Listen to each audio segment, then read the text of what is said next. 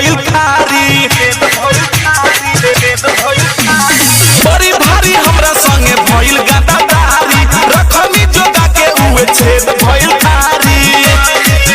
हमरा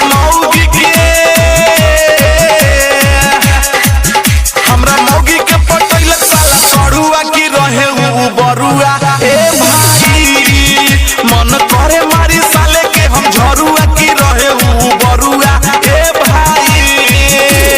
बड़ी भारी हमरा संगे भइल गदादारी रखनी जोगा के उहे छेद भइल थारी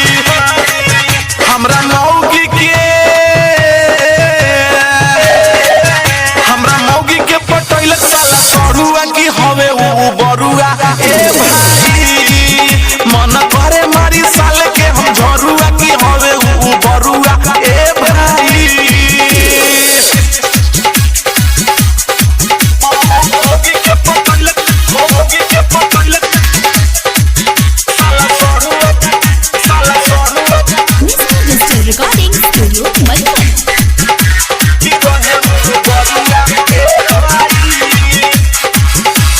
देखनी हला सजस रहे दुनु सटल उठावा से उठावा सटा के रहे डटल देखनी हला सजस रहे दुनु सटल उठावा से उठावा सटा के रहे डटल लागत कुंवारे से उ बाटे हो पटवले प्यार वाला चटनी बहिक भचटवले आ रोज खात बावे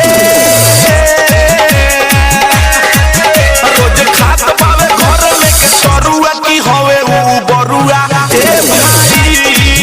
मन करे मारी साले के हम झरुआ की रहे उ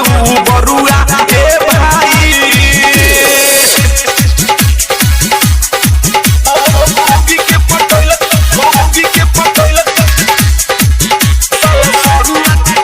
बरुआ ए भाई शादी को के हम लैनी हमर भइल माल हो तब कहे साला उ गलैलक अपन दाल हो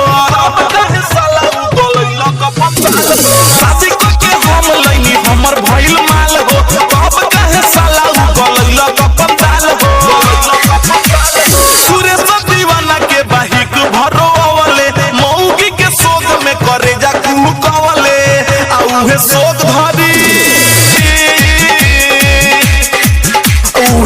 धरी पीही हम दरुआ की हवे उ बरुआ ए भाई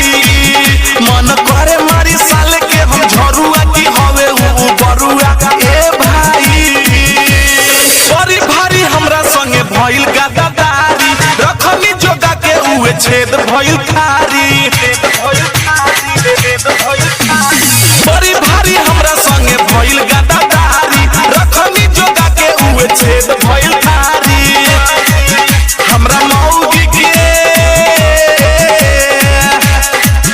हमरा मौगी के पटैलक साला सड़ुआ की रहे उ बरुआ ए भाई मन करे मारी साले के हम झरुआ की रहे उ बरुआ ए भाई बड़ी भारी हमरा संगे भइल गदादारी रखनी जोगा के उहे छेद भइल